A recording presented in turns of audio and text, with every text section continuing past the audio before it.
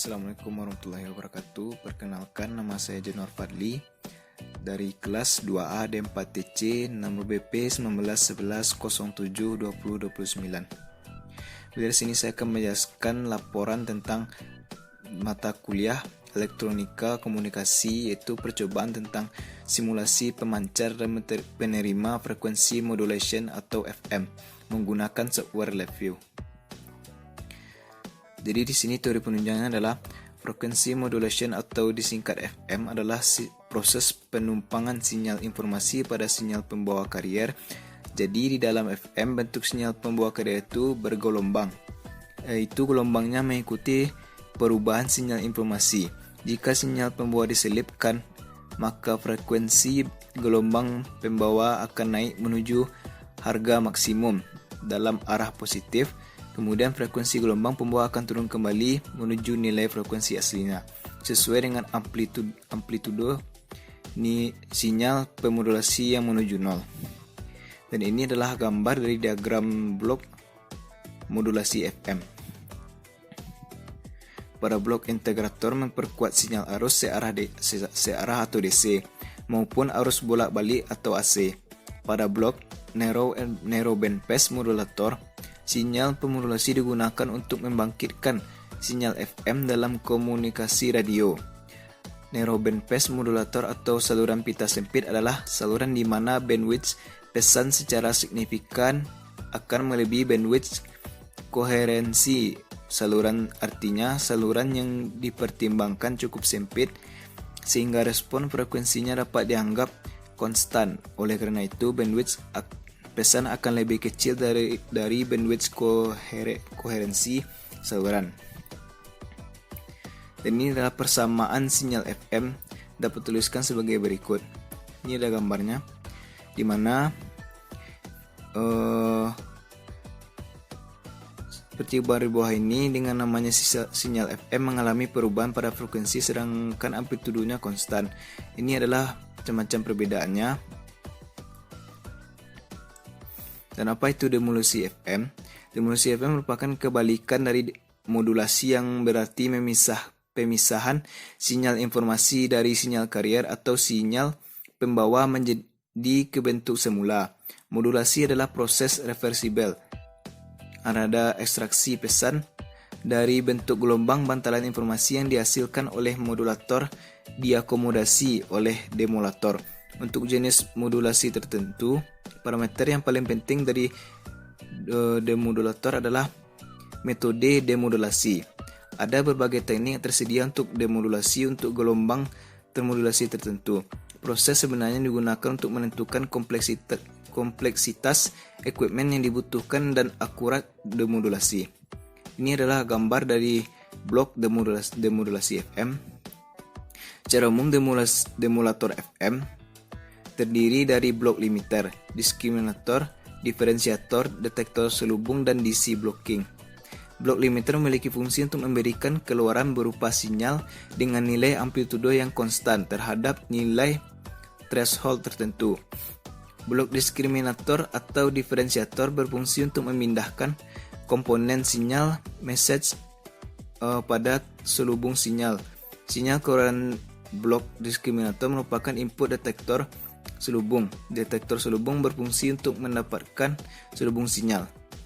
Komponen sinyal output detektor selubung terdiri dari dua komponen. Yang pertama adalah komponen sinyal DC dan komponen sinyal informasi. Komponen sinyal DC dapat dihilangkan dengan melewatkan sinyal pada blok DC blocking sehingga didapatkan keluaran sinyal informasi.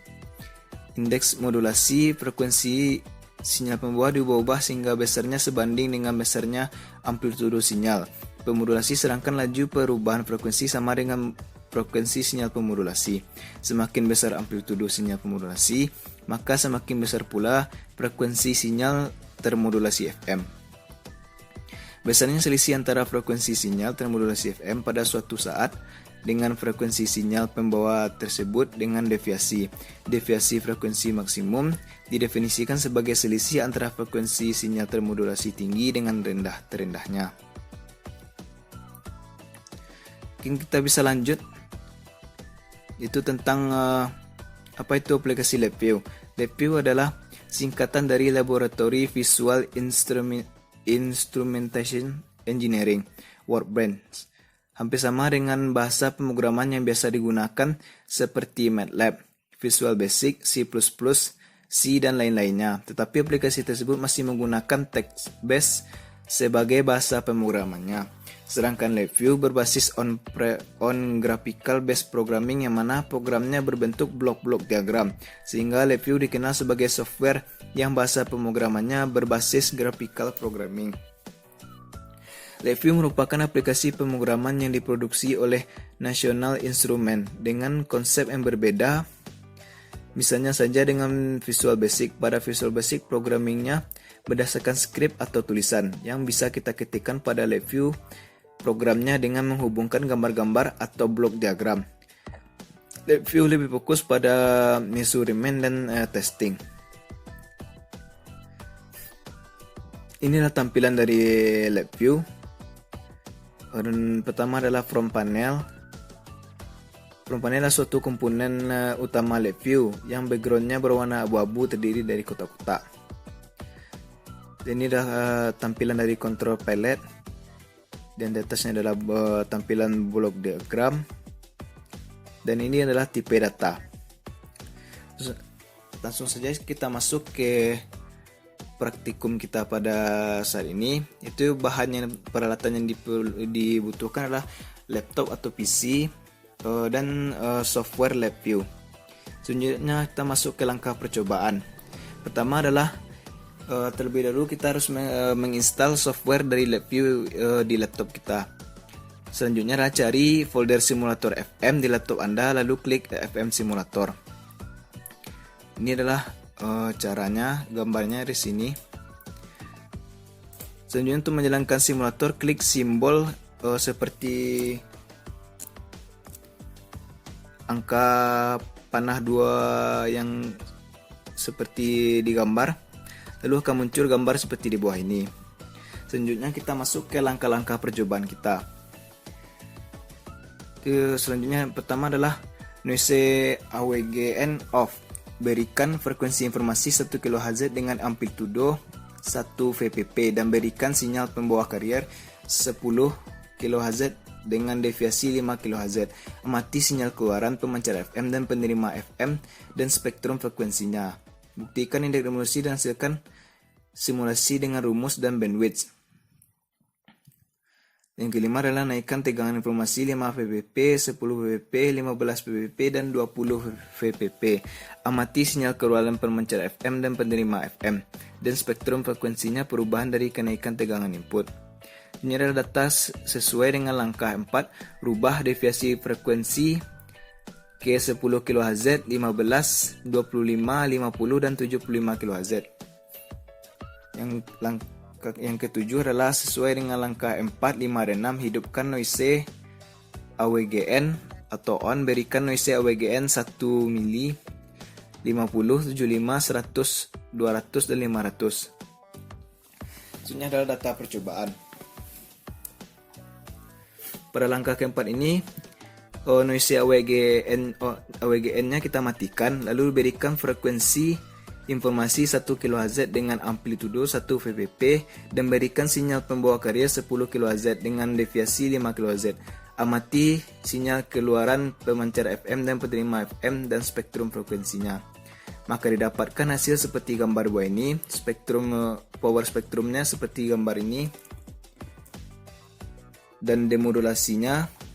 Ini adalah sinyal outputnya dan ini adalah domain frekuensinya. Caranya adalah seperti ini. VPP 10. Tinggal kita jalankan. Sudah satu.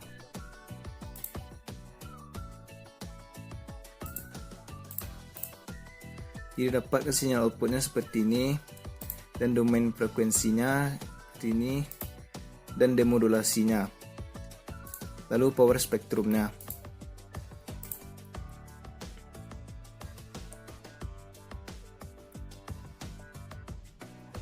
Lalu selanjutnya adalah langkah kelima, naikkan tegangan informasi 5 VPP, 10 VPP, 15 VPP, dan 25 VPP. Jadi nampak terlihat jelas di sini, semakin kita menaikkan VPP-nya, maka jumlah gelombangnya pun akan semakin banyak. Dilihat di sini dari sinyal outputnya, semakin lama ketika dinaikkan VPP-nya, jumlah dari gelombangnya pun semakin banyak. Begitu pula dengan domain frekuensi, demodulasi, dan power spektrumnya. Ini ketika 15 VPP dan ketika 25 VPP. Selanjutnya adalah langkah ke-6. Data sesuai dengan langkah 4, rubah deviasi frekuensi ke 10 kHz, 15, 25, dan 50, dan 75. Lalu didapatkan hasil seperti di gambar ini. Ketika 10 kHz, jumlah gelombangnya tidak terlalu banyak. Lalu ketika semakin tinggi kHz deviasi frekuensinya, maka jumlah gelombangnya pun akan semakin banyak. Seperti pada gambar ini. Ini adalah ketika 50 kHz dan 75 kHz. Selanjutnya adalah langkah yang ke-7. Sesuai dengan langkah 4, 5, dan 6, hidupkan noise AWGN, lalu berikan noise AWGN-nya 1 mili, 50, 75, 100, 200, dan 500. Lalu akan didapatkan hasil seperti ini. Jadi caranya untuk menghidupkan WN itu adalah menghidupkan noise AWGN on.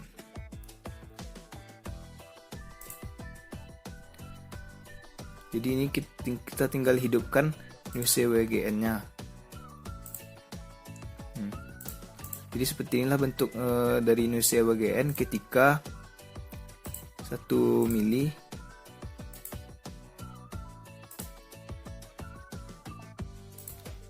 Dan begini seterusnya sampai 500 mili.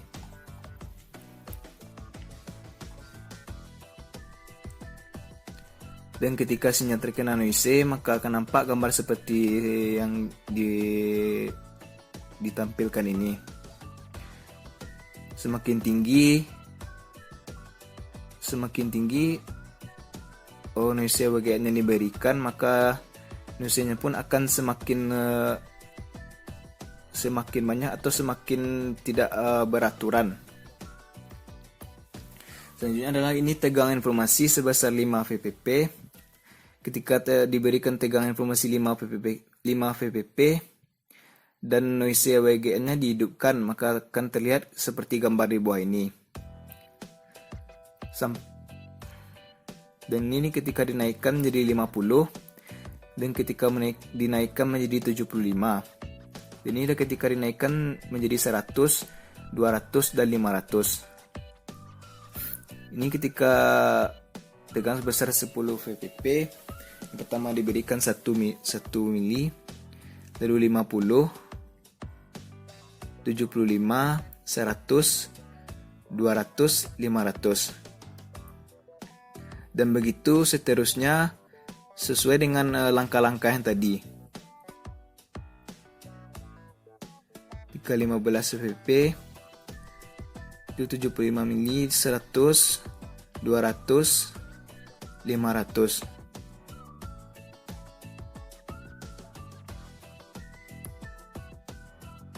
Nampak di sini perbedaannya, ketika semakin dinaikkan maka jumlah gelombang akan semakin banyak dan semakin tidak beraturan.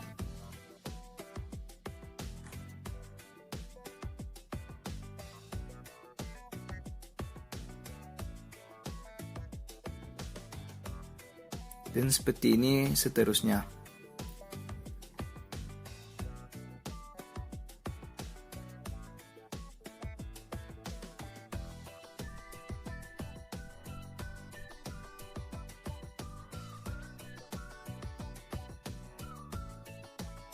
Lalu kita masuk ke analisa data. Jadi pada praktikum ini dilakukan simulasi pemancar dan penerima frekuensi modulation menggunakan software LabVIEW. Berdasarkan data yang didapatkan dari simulasi pemancar dan penerima frekuensi modulation menggunakan software LabVIEW yang sesuai dengan langkah-langkah di atas, secara keseluruhan pada simulasi ini nilai indeks modulasi, frekuensi informasi maksimum, frekuensi informasi minimum, dan bandwidth dipengaruhi oleh nilai frekuensi carrier dan frekuensi maksimum deviasi dan sinyal output FM yang dihasilkan dari proses modulasi. Ketika sinyal pemodulasi atau sinyal informasi bernilai positif, maka sinyal output FM yang dihasilkan pada pemancar akan merapat atau periodenya mengecil. Sementara pada saat sinyal informasi bernilai negatif, maka sinyal output FM pada pemancar akan merenggang atau periode membesar. Sesuai data yang didapatkan melalui ketentuan atau langkah kerja nomor 4 dapat dilihat sinyal keluaran pemancar FM memiliki frekuensi yang sama dengan frekuensi sinyal informasi. Frekuensi dan amplitudonya sama dengan amplitudo sinyal carrier. Sementara untuk bentuk sinyal penerima FM memiliki bentuk yang sama dengan sinyal informasi. Nilai frekuensi dan amplitudonya sama. Pada spektrum gelombang FM ditentukan oleh beberapa nilai indeks modulasi. Pada hasil data percobaan diketahui nilai indeks modulasinya adalah 0,333 berdasarkan tabel Bessel karena 0,33 dekat dengan 0,25 dan memiliki dua spektrum. Data percobaan sesuai langkah nomor 4. MF sama dengan 0,33, DF sama dengan 5 kHz, FI max sama dengan 15 kHz, FI min sama dengan 5 kHz,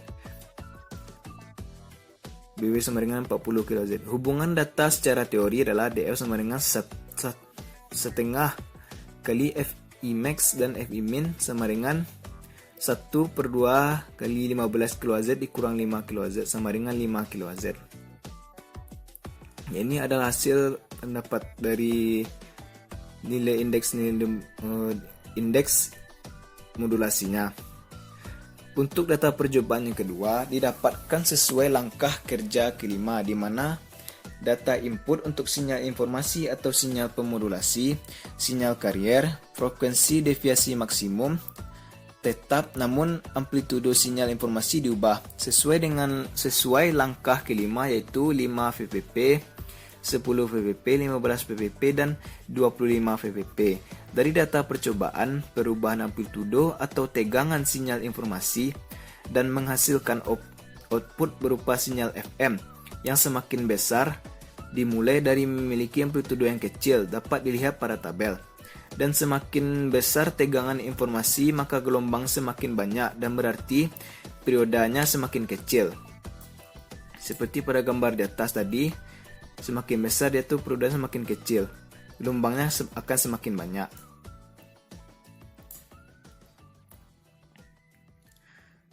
Karena banyak gelombang itu berbanding terbalik dengan periode yang ada. Selanjutnya adalah penerima FM atau demodulasi, di mana jika tegangan informasi diperbesar memunculkan demodulasi yang memiliki bentuk yang patah-patah atau tidak beraturan dan tidak memunculkan lembah-lembah, sedangkan bukit gelombangnya semakin besar. Semakin besar tegangan informasinya, tinggi per gelombang yang semakin kecil, dan spektrum frekuensinya hampir mendekati bentuk demodulasi. Seperti pada percobaan kita yang tadi, ketika semakin kita tinggikan nilai-nilainya, maka gelombangnya pun akan semakin banyak dan bukit-bukit gelombangnya semakin besar, tetapi lembah-lembahnya itu semakin kecil. Selanjutnya untuk langkah ke-6, dengan memasukkan data pada langkah ke-4 dengan perubahan deviasi frekuensi menjadi 10 kHz, 15 kHz, 25 kHz, 50 kHz, dan 75 kHz. Pada dasarnya, perubahan frekuensi deviasi mempengaruhi besar frekuensi maksimum dan minimum sinyal keluaran FM pada saat deviasi dalam rentang 10 kHz sampai 15 kHz. Amplitudo Gelombang sama dengan amplitudo sinyal carrier. Sementara pada saat nilai deviasi bernilai 25 kHz, 50 kHz, dan 75 kHz, amplitudo sinyal FM mulai berubah-ubah. Selanjutnya, penerima FM dengan deviasi frekuensi semakin besar memunculkan gelombang yang memiliki lembah atau gelombang negatifnya yang semakin kecil hingga berubah menjadi bukit atau gelombang positif. Sedangkan spektrum frekuensi memiliki bentuk yang mengikuti gelombang demodulasi dengan periode yang semakin kecil pula. Jadi kesimpulannya adalah nilai Fimax, Fimin, indeks modulasi dipengaruhi oleh Fc dan delta F. Semakin tinggi angka noise, maka akan semakin banyak atau besar sinyal yang tidak diinginkan. Baiklah, mungkin sampai di sini dulu penjelasan saya tentang praktikum pada kali ini pada mata kuliah elektronik komunikasi. Kalau terdapat salah, saya mohon maaf. Perbanyak maaf. Assalamualaikum warahmatullahi wabarakatuh.